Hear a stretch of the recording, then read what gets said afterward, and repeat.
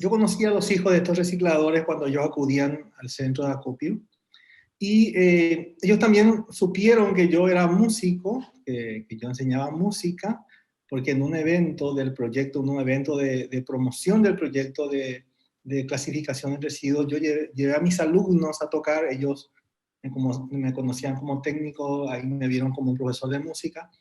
Entonces, ellos expresaron un poco su anhelo de que los hijos suyos, o los niños de la comunidad, tuvieran alguna vez alguna oportunidad de aprender música, ¿no?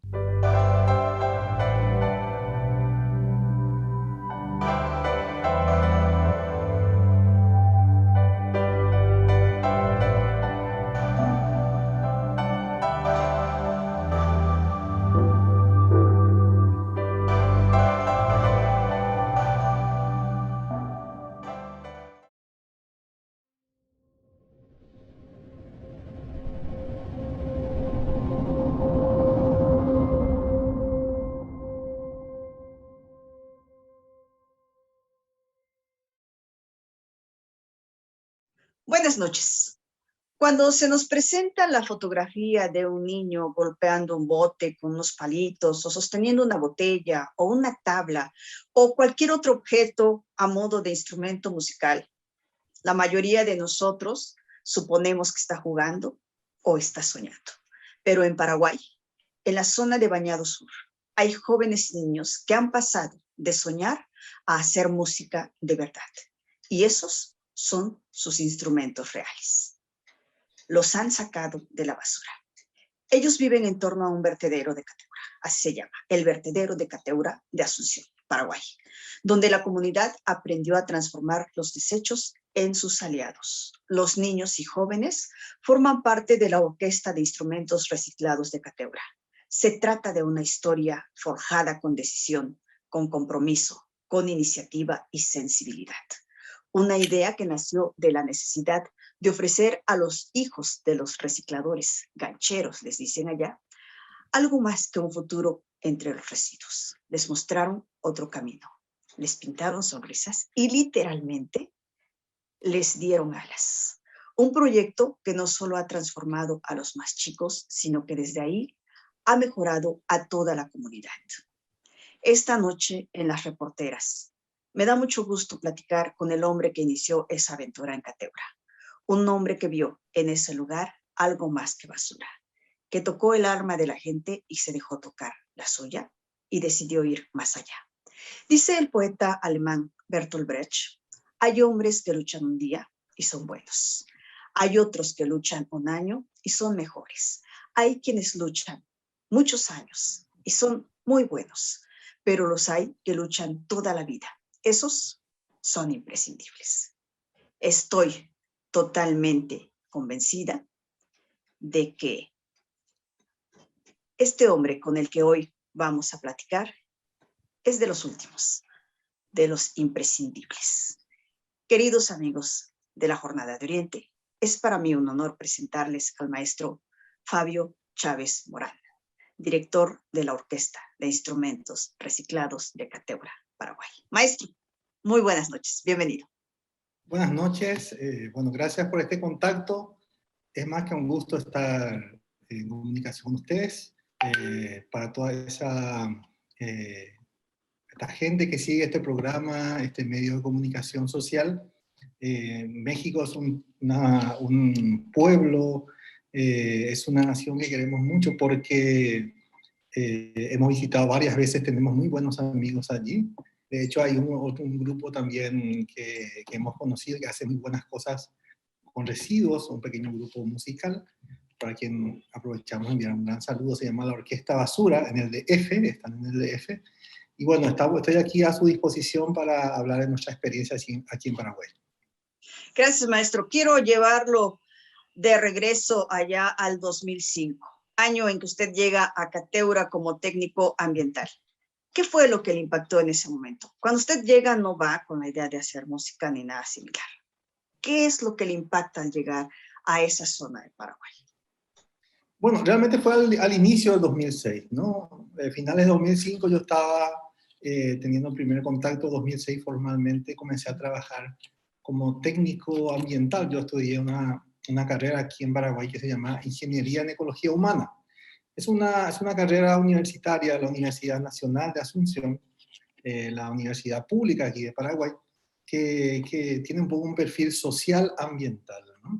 Yo estaba haciendo el último año de la carrera, terminando la tesis sobre residuos sólidos domiciliarios, pero también ya había desarrollado una carrera, digamos, una actividad larga de enseñar música y de ejercer música en mi pequeño pueblo al sur de Asunción, que es la capital de Paraguay, y que toda esa coincidencia de cosas me llevó a trabajar al vertedero de Cateura, que es digamos, como a las afueras de la ciudad de Asunción, y hay toda una comunidad en ese entorno del vertedero, una comunidad que tiene un poco enfocado su actividad principal de ingresos en relación a todo lo que hace de la basura, ¿no? Al reciclado, a la recuperación de la basura, de materiales que ellos pueden volver a comercializar o darle un uso posterior a que haya sido dispuesto en el lugar final, que era el vertedero a cielo abierto.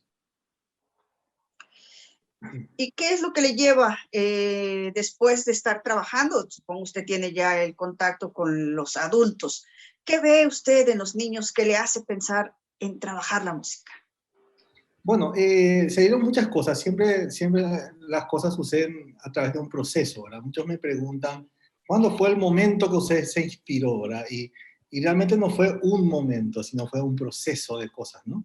Los que trabajamos en el ámbito social con las personas, sabemos que los cambios en las comunidades se dan a través de procesos, ¿no? No de manera mágica, ¿no? Sí, por lo menos uno quiere respetar este proceso de la comunidad. Yo comencé a trabajar como técnico ambiental, eso me llevó digamos, convivir, interaccionar con los adultos, con los recicladores, con los gancheros, le llamamos aquí. Pero también, por supuesto, al sitio de disposición final también acudían los niños, los hijos de esos recicladores, para llevar la vianda, le llamamos aquí, o la comida del mediodía, o el alimento que ellos consumen en el mismo vertedero, ¿no? Aquí una situación particular es que los padres trabajan y los niños más grandes se quedan como amos o amas de casa, cocinando, cuidando a los niños más pequeños, ¿no? A veces la infancia en estas comunidades pasa de largo, ¿no? Porque los niños tienen que asumir, digamos, responsabilidades muy exigentes a muy corta edad. Yo conocí a los hijos de estos recicladores cuando ellos acudían al centro de acopio, y ellos también supieron que yo era músico, que yo enseñaba música, porque en un evento del proyecto, en un evento de promoción del proyecto de clasificación de residuos, yo llevé a mis alumnos a tocar, ellos me conocían como técnico, ahí me vieron como un profesor de música. Entonces, ellos expresaron un poco su anhelo de que los hijos suyos, o los niños de la comunidad, tuvieran alguna vez alguna oportunidad de aprender música, ¿no? Yo ofrecí, por supuesto, con mil gustos, mi tiempo libre, voluntario, después de mis jornadas laborales, y comencé a quedarme tiempos adicionales, tiempos extras, ¿no? Para aprender, para enseñar música a estos pocos niños que comenzaban a acudir. Y con un par de instrumentos musicales que yo llevaba prestado, o eran propios, llevaba prestado, del grupo que yo tenía en mi pueblo, porque en mi pueblo sí yo tenía una pequeña orquesta y un pequeño grupo musical que yo formé allí hace muchos años. Entonces ahí inició un poco el proceso con unos 10 primeros niños, hijos de recicladores y de la comunidad. Bueno, y eso fue el punto de inicio para todo este proceso largo de enseñar música, de persistir en un ambiente adverso y de buscar alternativas ante situaciones digamos, adversas, muy extremas, en una comunidad en muy alto riesgo de exclusión social. Háblanos del primer instrumento reciclado, de material reciclado. ¿Cómo se hace? ¿Quién lo hace? ¿Y cómo es que logra sonar? Que entiendo que fue un violín. Así mismo. Cada vez que me hacen esa pregunta trato de hacer memoria porque nunca me hubiera imaginado que 17 años después alguien me preguntara de eso, ¿verdad? Porque Cuando nosotros hicimos aquellos instrumentos, buscábamos crear instrumentos didácticos, ¿no? Instrumentos, digamos, que algo que poner en las manos de esos niños. No pensábamos que iban a llegar a ser instrumentos que realmente funcionaran como instrumentos formales, ¿verdad? Hay que entender que la situación de estos niños que yo conocí en este proceso, al inicio era digamos, muy difícil. Estamos hablando de niños que no estaban acostumbrados, por ejemplo, al diálogo o a compartir, sino que estaban acostumbrados al arrebato, a la prepotencia, todos aquellos, digamos, aquellas cualidades, entre comillas, que les servía a ellos a sobrevivir en la calle, ¿no? Entonces, pensábamos que un instrumento clásico formal no sobreviviría también en las manos de estos niños por mucho tiempo. Entonces, buscamos elementos didácticos con los cuales reproducir instrumentos a partir de materiales que teníamos en el entorno. Y ahí comenzamos un remedo de violín, ¿verdad? Era un violín en apariencia, la forma, pero era muy limitado en su capacidad. Era como se hacía mucho en muchos lugares. Yo he visto que incluso dibujaban las cuerdas, por ejemplo, en un palo de escoba y los niños remedaban como que tocaban un instrumento. Bueno, en ese mismo sentido fue el que nosotros utilizamos los materiales que teníamos a mano y comenzamos a construir los primeros instrumentos muy rústicos, digamos, muy limitados, pero que servían para nuestro propósito, ¿verdad? Que era poner algo en las manos de estos niños para que ellos, digamos, comiencen este proceso de aprender música, ¿sí? Entonces, aquel primer instrumento ni siquiera ya sé el paradero donde habrá quedado, o sea, hemos hecho tantos, habremos superado fácilmente el millar de ellos, ¿no? Y a partir de eso ustedes comienzan a perfeccionar o a buscar que suenen mejor y demás. Sí, por supuesto. ¿Hay un taller o quién los elabora? ¿Cómo se elabora? Sí, bueno, el proceso también, y voy a utilizar la palabra proceso constantemente, ¿verdad? El proceso de construir también fue, digamos, largo y muy, en ciertos momentos, con mucha incertidumbre, porque teníamos, digamos, el desafío de construir instrumentos, involucrar a la comunidad que tenía ese expertise, ese conocimiento, esa habilidad, esa destreza de reutilizar la basura, y queríamos enfocar eso hacia la construcción de instrumentos, ¿verdad? Reutilizar la basura para construir instrumentos. Pero todos saben que, digamos, el oficio del luthier, creo que en México le dicen lutero, los que construyen instrumentos musicales, es un oficio largo, es un oficio que requiere mucha paciencia, es un oficio que requiere mucha constancia y la formación en ese oficio es de largo aliento, ¿verdad? Nosotros estamos trabajando con personas que sobrevivían día a día. Entonces, ¿cómo plantearles a ellos asumir este oficio para un, digamos, futuro ejercicio de ese oficio y tal vez poder vivir de ese oficio a futuro si ellos necesitaban vivir hoy?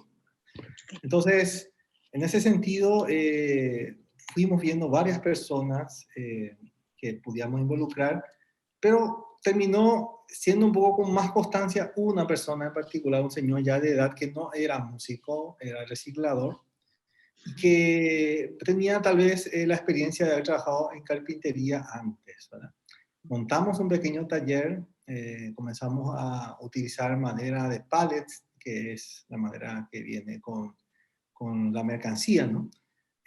Comenzamos a reutilizar otros materiales iguales a ello y comenzamos a construir distintos instrumentos, violines, tambores, que es un poco lo más simple, violas, chelos. Comenzamos a, a experimentar, ver qué funciona y qué no funciona, ¿verdad?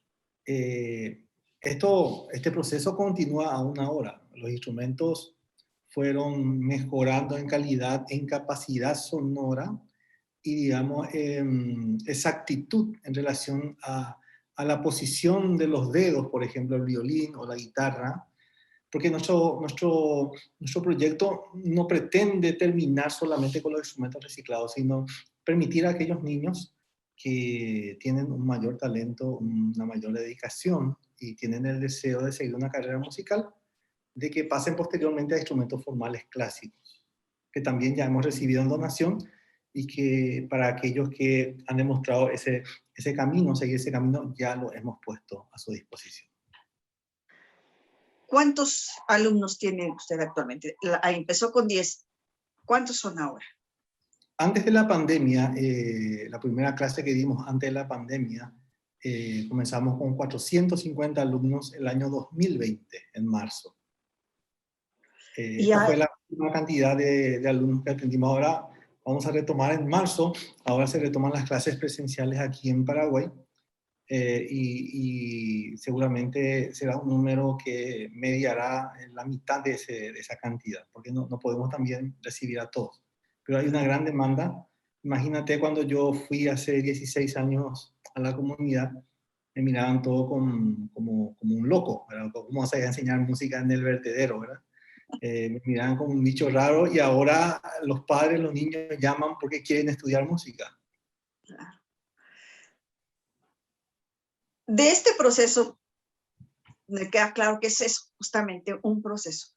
¿Cuántos años pasaron para que ustedes ya fueran una orquesta, ya que se presentara ante un público con este tipo de instrumentos?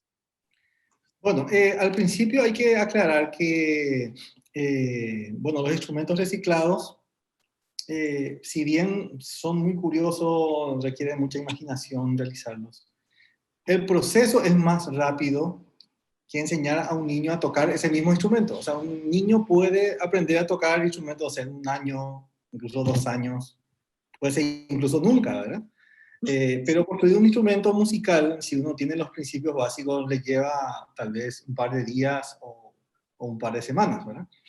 Entonces, aunque este proceso de construir instrumentos llevó su tiempo, fue más rápido que enseñar a esos niños a tocar instrumentos. Entonces, hemos, digamos, tenido un primer grupo de jóvenes que comenzaron a probar esos instrumentos, mis propios alumnos de otro sitio, que comenzó a destacar en su momento, pero finalmente, después de alrededor de 3 o 4 años, logramos que los mismos niños de la comunidad, ¿sí?, y los mismos padres entendieran que la música no necesariamente es algo que les va a ayudar a sobrevivir tal vez el día a día, pero sí les va a ayudar a crecer o hacer crecer su horizonte para el futuro. O sea, nosotros tratamos de enseñar y tratamos de formar a los niños para el futuro, no para que coman ese día. Entonces, eso fue un proceso largo para que se entendiera. Fue un proceso difícil incluso en muchos casos y a veces con ciertos conflictos, ¿verdad? Pero hemos logrado que la comunidad toda entienda, que los niños se integren, que los padres participen, porque también hay una asociación de padres que hoy en día prácticamente administra todos los recursos de la escuela de música y la orquesta. Y hemos logrado que esa integración total se dé recién después de unos años, ¿no? A mí me ha llamado mucho la atención el hecho de que ustedes ya son reconocidos internacionalmente. 48 países visitaron ya. ¿Cómo se elige a los alumnos entre 400? ¿Quiénes salen? ¿Cómo se costean esos viajes? ¿Cómo logran toda esta organización? Bueno, es un proceso, como te digo, cuando hay participación de la comunidad, mucho se facilita, porque cuando es un proceso, los profesores mismos participan postulando a sus alumnos, ¿sí? Pues tenemos profesores de cada instrumento, y además la asociación de padres acompaña sabiendo la situación de cada chico, ¿verdad? Entonces, antes de la pandemia teníamos un promedio de viajar cada 45 días, cada mes y medio, ¿no?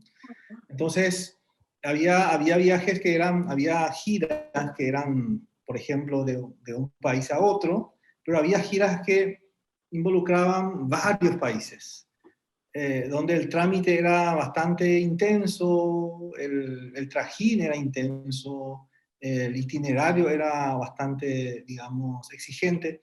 Entonces, en esos casos, por supuesto, se involucra a los chicos más grandes, con más experiencia, ¿no? Que se pueden manejar solos.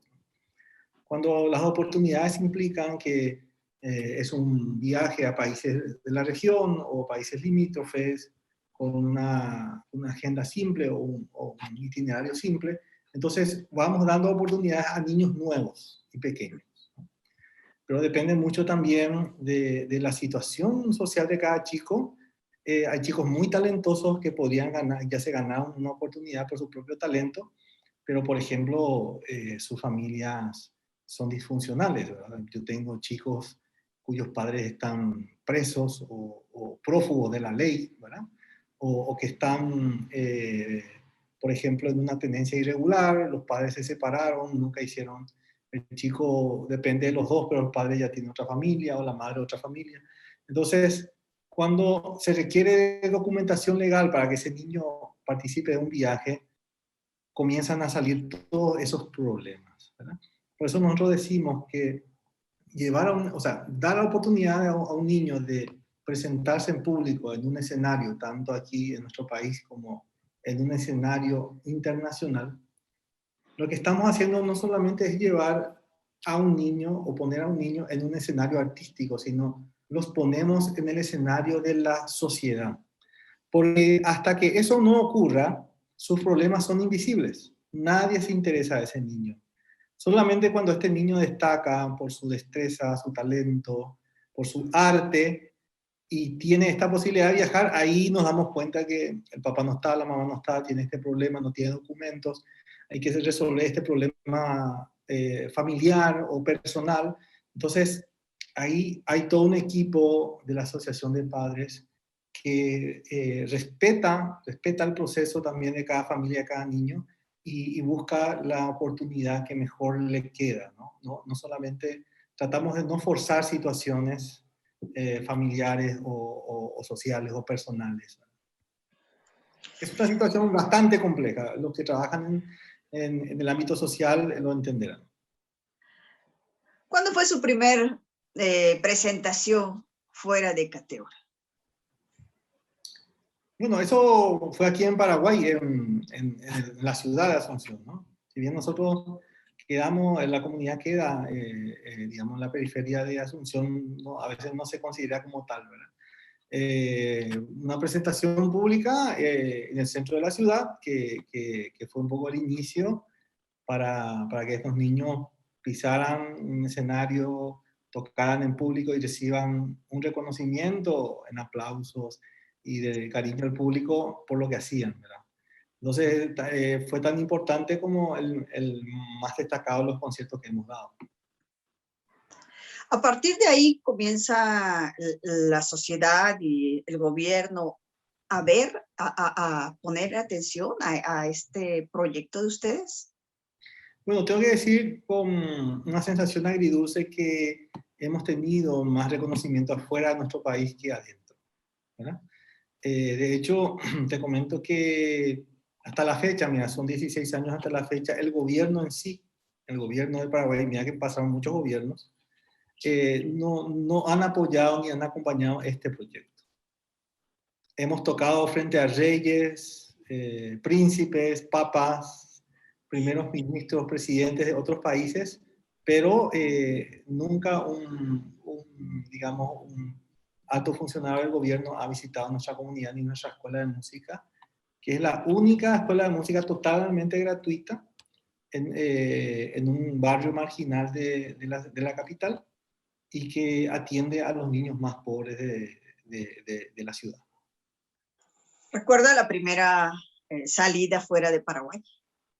Sí, con los niños de la comunidad de Cateura fue un viaje a Brasil en un encuentro internacional relativo a estos encuentros que se hacen cada cierto tiempo en relación al cambio climático. ¿Quién los lleva? ¿Cómo se pacta esa salida? ¿Cómo? ¿Quién los llevó? ¿Cómo se pactó? ¿O los seleccionaron? ¿Cómo fue que lograron ese viaje? Recibimos una invitación para ese evento, ¿verdad? Bueno, para ese momento ya estaba también había noticias de nosotros en la prensa, ya había noticias de, por ejemplo, este film que fue también, esta película, este documental que fue muy visto en todo el mundo, ¿verdad?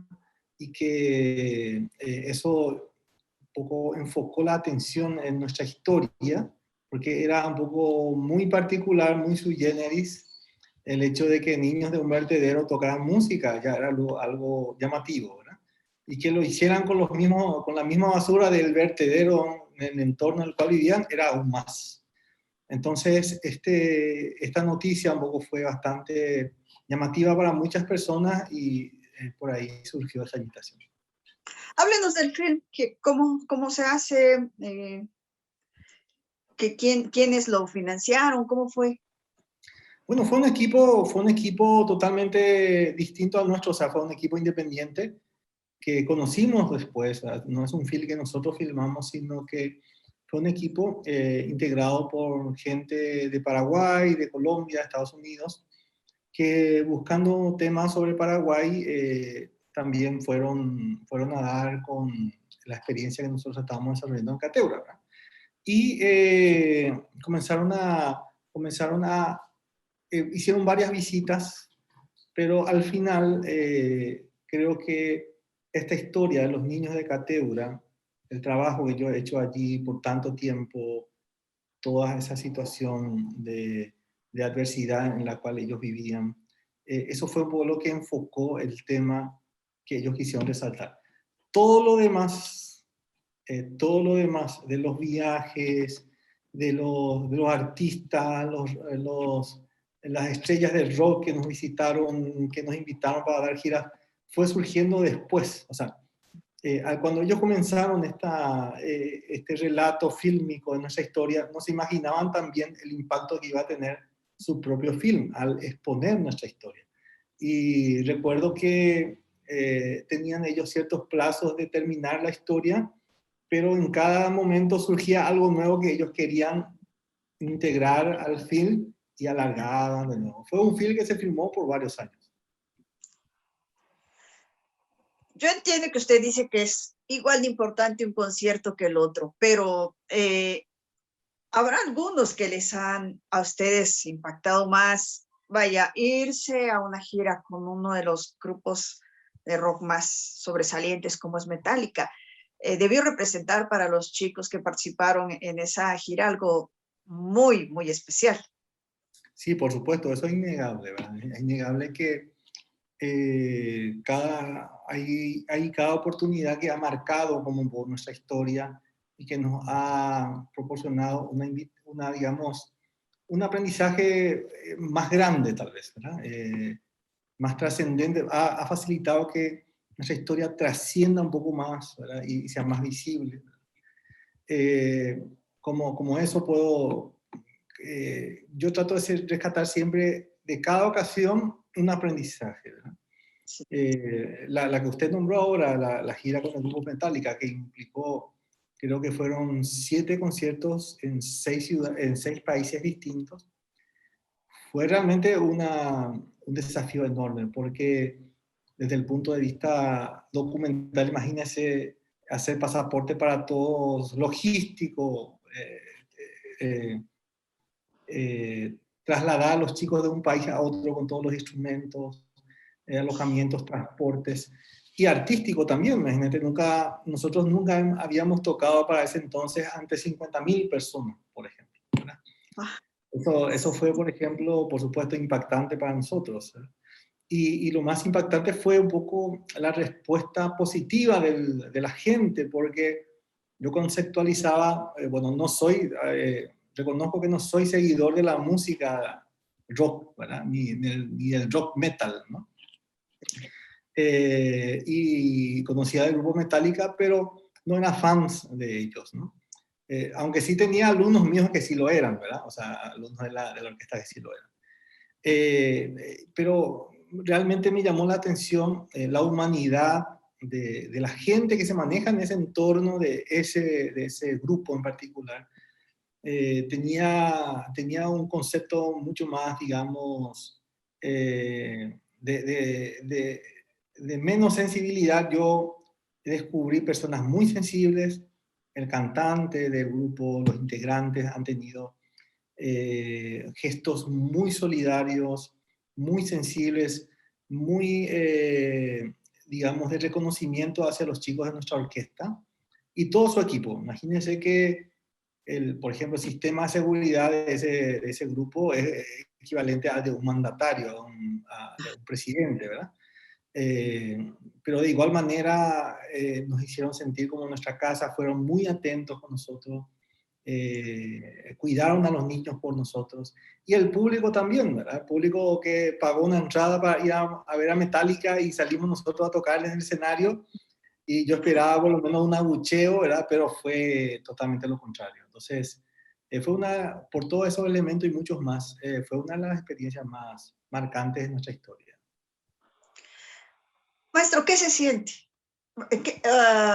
Yo lo veo a usted muy prudente cuando habla, pero en realidad, ¿cómo se siente usted después de todo este proceso que ha pasado? El llevar a sus alumnos a tantas giras internacionales, a tocar ante tantos personajes, a acompañar a tantos grupos reconocidos a nivel nacional en Paraguay, a nivel internacional realmente, como es el caso de Metallica. ¿Qué siente usted? Bueno, en su momento tal vez en ese tobogán de cosas como una montaña rusa, ¿verdad? Donde uno va, sube a la cúspide y después baja a toda velocidad. O sea, así vivimos todos esos años de giras, ¿verdad? De viajes, conciertos. Imagínense que en determinados años nosotros teníamos 50 conciertos al año. O sea, ni siquiera la Sinfónica Nacional tiene esa cantidad de presentaciones en un año. Entonces, muchas veces no teníamos el tiempo de sentarnos a contemplar lo que hacíamos, o sea, o asumir lo que hacíamos, lo teníamos que hacer, ¿no?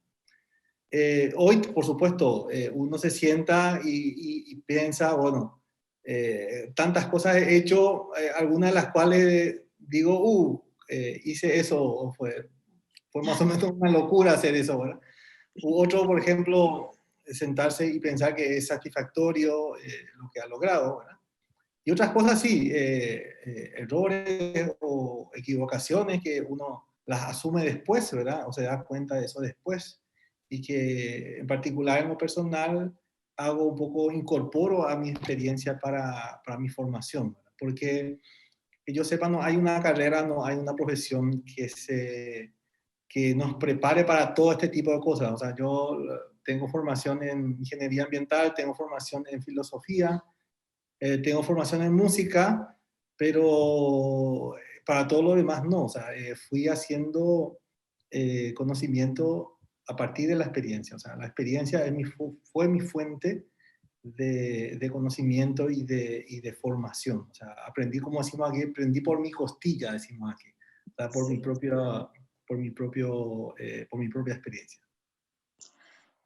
La música sin duda ha cambiado a estos pequeños, les ha dado, les abrió un panorama diferente en su futuro, a los que están dentro de su grupo de estos 400 alumnos, quizás regresen menos, pero a todos ellos ya les ha tocado en alguna parte de su personalidad y de su ser la música. Les cambió la vida, maestro. Yo estoy segura que sí, pero también entiendo que ha ido cambiando. O sea, este proceso ha ido cambiando a la comunidad entera. Están mejorando calles, están mejorando métodos de trabajo. La comunidad, ¿cómo se ha involucrado? ¿Están todos convencidos de esto? ¿Hay quienes se apartan? La gran mayoría está participando. Sí, bueno, el resultado es muy diverso en las personas, ¿no? O sea, hay que entender que lo que nosotros hacemos no damos empleo, por ejemplo, es una comunidad con necesidades insatisfechas muy grandes. Y es una necesidad, o sea, es una comunidad con necesidades postergadas, no son necesidades de ahora solamente, sino de mucho tiempo atrás. Entonces, lo que nosotros traemos, que es, ofrecemos o proponemos, que es educación a través del arte, y educación a través del arte con valores. Por supuesto, en un entorno social de muy alto riesgo de exclusión social, siempre va a ir de contramano en muchas situaciones o realidades de la comunidad, ¿no? Yo siempre le digo a los chicos, ustedes tienen que ser los más responsables, los más sensibles, los más constantes, los más honestos, todos esos valores que los más solidarios, pero a veces me dicen, bueno, pero esos valores no nos sirven a nosotros en nuestra comunidad. Porque lo que destacan en la comunidad son los más prepotentes, los más aprovechados, ¿verdad? Los que usan a veces la violencia para conseguir sus fines, ¿verdad? El más, digamos, el más indolente. O sea, y por supuesto, en muchas ocasiones entramos de contramano a lo que la misma comunidad propone, ¿no? O a la sociedad misma, porque hoy en día estamos hablando de nuestro país. Paraguay es el segundo país, considerado el segundo país más corrupto de Sudamérica, incluso de América Latina. Entonces, imagínense en ese entorno tan de contravalores, nosotros venimos a predicar lo opuesto, ¿verdad? Por supuesto, con más de uno vamos a chocar, con más de uno vamos a confrontar. Y de hecho hemos tenido confrontación con políticos, ¿verdad? Con personas del mismo gobierno. Pero de igual manera hacemos las cosas con convicción, ¿verdad? O sea, medimos las cosas por el impacto que causamos en la vida de determinadas personas que son nuestro objetivo, ¿verdad? Y en ese sentido te puedo dar algunas consideraciones, ¿verdad? Tenemos un programa de becas que incluye alrededor de 50 beneficiarios, 20 de los cuales son estudiantes universitarios. Y estos 20 estudiantes son la primera generación en sus respectivas familias que han accedido a una educación de ese nivel. O sea, significa que nunca antes nadie en su familia estudió en la universidad o algo después de la escuela o la preparatoria, ¿no? Entonces, como que estamos rompiendo un círculo vicioso con estos jóvenes de pobreza, falta de oportunidad e ignorancia, ¿verdad? Y falta de educación. Entonces, es un proceso largo, o sea, todos podemos imaginarnos que es un proceso que no ocurre de la noche a la mañana. Y nosotros también con convicción sabemos que nos embarcamos en una empresa muy larga, muy difícil de realizar, de lograr. De estos jóvenes universitarios, ¿cuántos han optado por la música? Yo creo que hay casi un 50% que están estudiando una carrera relativa a la música, ¿verdad? Acá en el Instituto de Bellas Artes, que es una licenciatura en música. También está la Universidad de la Música, una universidad privada, y también está la Universidad Nacional. Hace poco se habilitó también una carrera de licenciatura en música. En cada una de estas universidades tenemos estudiantes financiados por nosotros, por nuestro programa de becas, que han surgido de nuestra orquesta y hoy en día se están postulando para ser profesionales. Algunos de ellos ya están ejerciendo música en orquestas profesionales. ¿Las becas las proporciona la propia comunidad? O sea, ¿o son becas que ustedes consiguen en las universidades? Nosotros tenemos un programa de becas, tenemos un fondo de becas que hemos digamos, acumulado con los conciertos que hemos hecho, con las presentaciones que hemos hecho, e incluso con cooperación de organizaciones con las cuales nos hemos, digamos, vinculado a través de algún concierto. Y han conocido de nosotros a través de algún concierto. Entonces, eso hace que tengamos un fondo de becas que anualmente destinamos a cubrir los estudios de esta cantidad de niños y jóvenes.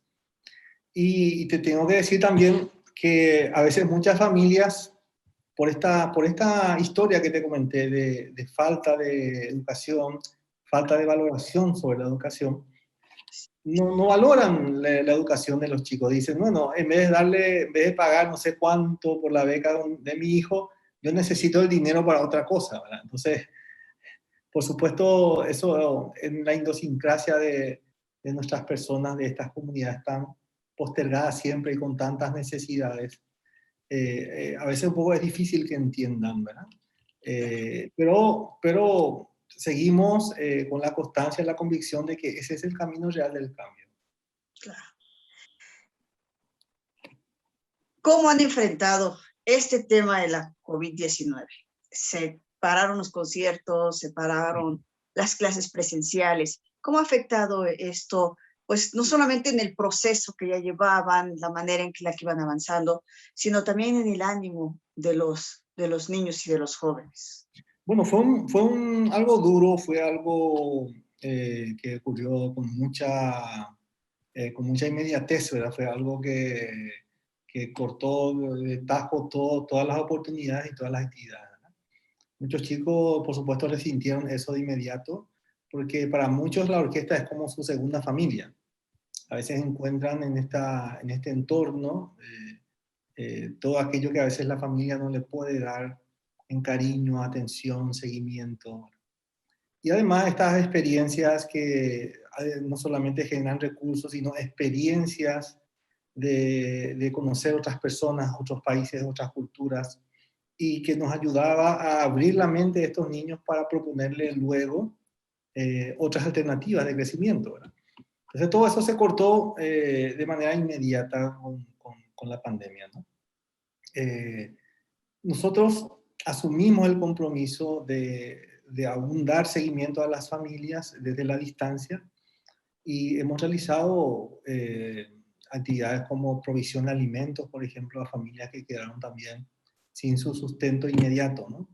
Hemos hecho campañas de recaudación de fondos y recursos y alimentos para distribuirlos en la comunidad, ¿no? Hemos también hecho campañas de distribución de medicamentos, ¿verdad?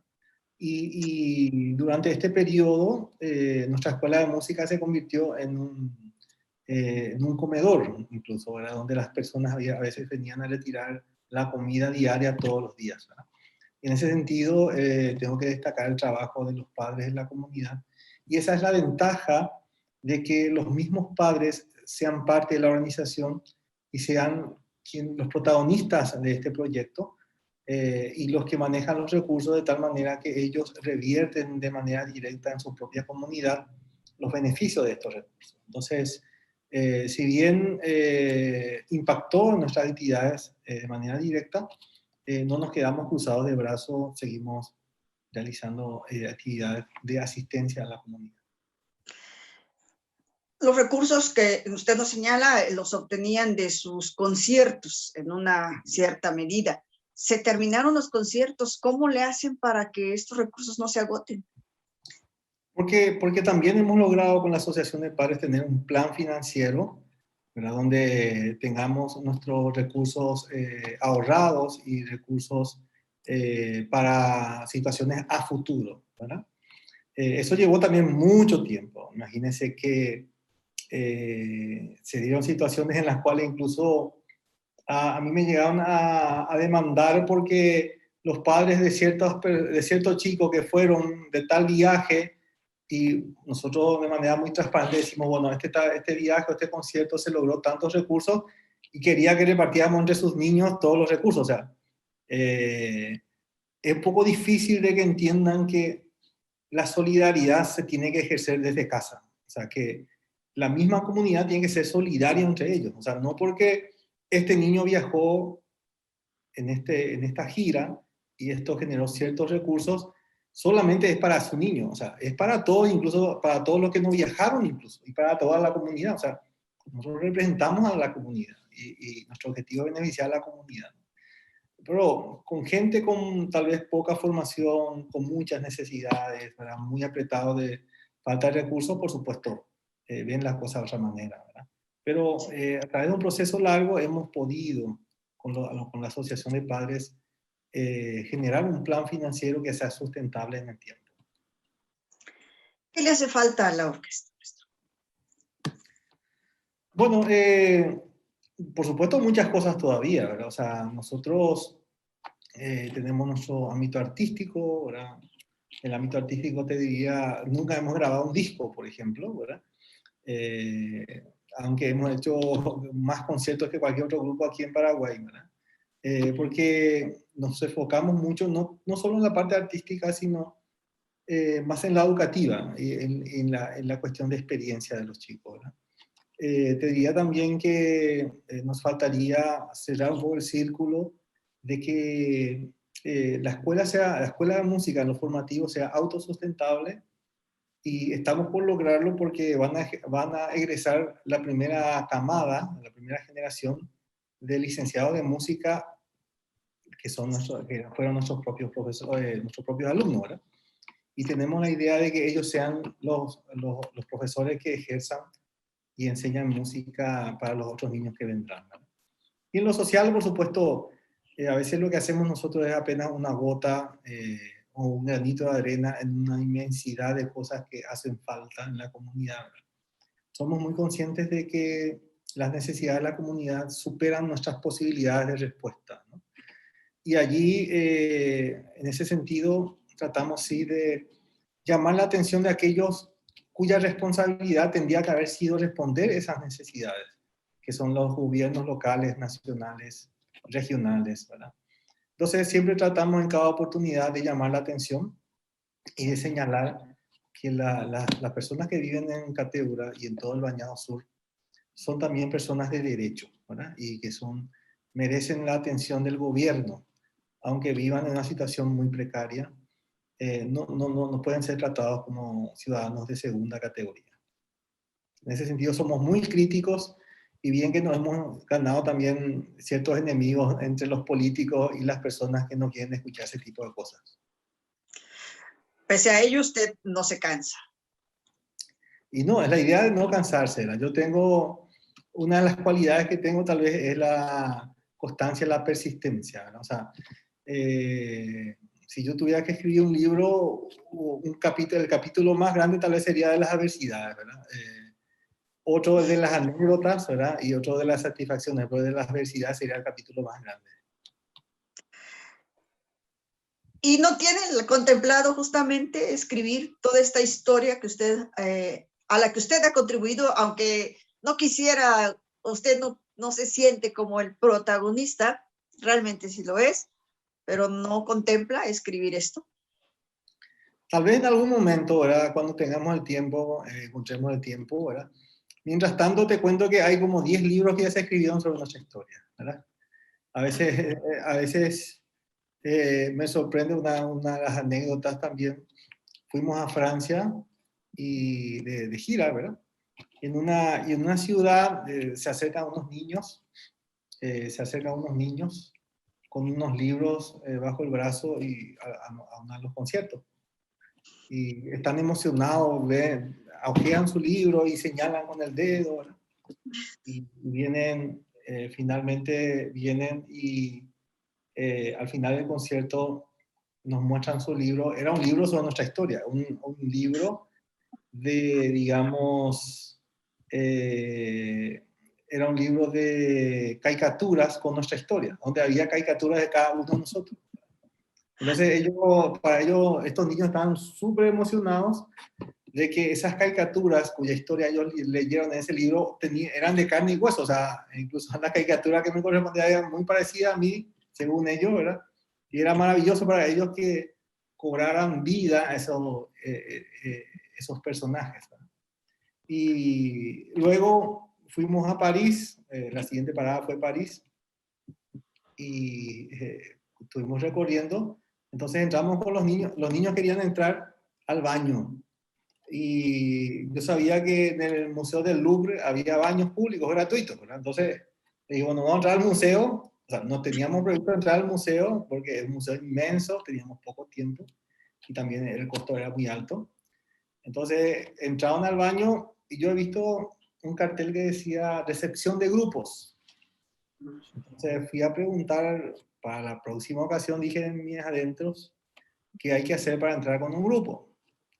Y bueno, el funcionario me dijo que bueno, había que hacer con mucha antelación, a través de un correo, eso se hace, no se hace en el momento, se hace con mucho tiempo de antelación. Pero por curiosidad me preguntó de dónde era. Y le dije, de Paraguay, soy de Paraguay. Y inmediatamente me dijo, ah, mira, ¿y tú no conoces una orquesta que es de Paraguay que toca instrumentos con basura? Y le miro yo. Y sí, es una orquesta, nosotros somos, yo soy el profesor de... ¿Y usted le conoce al señor Chávez? Sí, soy yo, le digo, ¿verdad? Y quita el libro de su, debajo de la mesa y me muestra, mi hijo está leyendo este libro. Abre Ah, la página y compara la caricatura conmigo y dice, sí, es usted, me dice. O sea, le llama a su supervisor, le explica en francés, por lo visto, quién éramos nosotros, y nos dice, si quieren entrar al museo, ustedes tienen el ingreso gratis cuando quieran. wow. Entonces, por ese motivo, cuando salieron del baño, le dije a los chicos, bueno, vamos a entrar al museo, ¿verdad? Este tipo de experiencias obviamente se quedan grabadas para siempre. Claro, claro, claro, así mismo. Maestro, ya vienen, nos dice usted, el próximo mes ya retoman clases presenciales. ¿Qué proyectos tiene usted para su orquesta? Bueno, varios, ¿verdad? En primer lugar este año, como le digo, egresan los primeros licenciados en música y estamos planteándonos que los principales instructores de nuestra escuela de música sean los que fueron mis alumnos propios de la comunidad. Va a ser realmente un desafío enorme que ellos asuman ese compromiso y asuman ese rol que, que si funciona todo bien va a asegurar, digamos, la sostenibilidad de nuestra escuela de música, ¿no? Eso va a implicar seguramente un acompañamiento muy profundo de parte nuestra para que eso funcione de esa manera, ¿no? Tenemos también proyectos de mejorar nuestros instrumentos, crear nuevos instrumentos reciclados, porque tenemos un joven que ha destacado y que hoy en día es el protagonista de la creación de todos los instrumentos. También un chico que yo formé en la música, que mostró habilidad e interés en lutería y que hoy en día incluso se proyecta para ser instructor de lutería. Ha viajado a otros países, me han pedido por él, y ha viajado a otros países para instruir cómo se construyen instrumentos con material reciclado. En lo social, por supuesto, va a ser un desafío para nosotros terminar por nuestra obra de mejoramiento de toda la comunidad. Tenemos una escalinata que hemos construido veredas, aceras donde no las hay, hemos mejorado los accesos de la comunidad. Terminar por toda esa obra va a ser también un desafío para nosotros. Y terminar de instalar también en nuestra escuela de música el puesto de salud que funciona con personal médico permanente. Bien. Hay dos frases de usted que portan incluso en sus playeras. Una de ellas que específicamente que tiene que ver justo con este tema de la música. Quisiera saber cómo suena en su voz. Bueno, ¿cuál de ellas? Porque a veces muchas... ¿El mundo nos envía Ah, basura? el mundo nos envía basura, nosotros le devolvemos música. ¿Que va a seguir siendo por muchos años? Si Dios quiere, sí. Y la otra es que no tener nada. No es excusa para no hacer nada. ¿Sería ese un mensaje que usted le seguiría dando a todos las familias y sobre todo los niños y los jóvenes que están en una situación similar a la que se vive en Cateura? Sí, y principalmente el mensaje de no tener nada no es excusa para no hacer nada. Es también para todos aquellos trabajadores sociales que tienen dentro de su corazón y a veces no saben cómo hacer algo para cambiar un poco su entorno o su realidad, o la realidad de su entorno. Esa frase yo la con esa frase le respondí a una persona que, por supuesto, criticó mi labor. Hay muchas personas también que critican, por supuesto. Tienen la libertad de hacerlo, ¿verdad?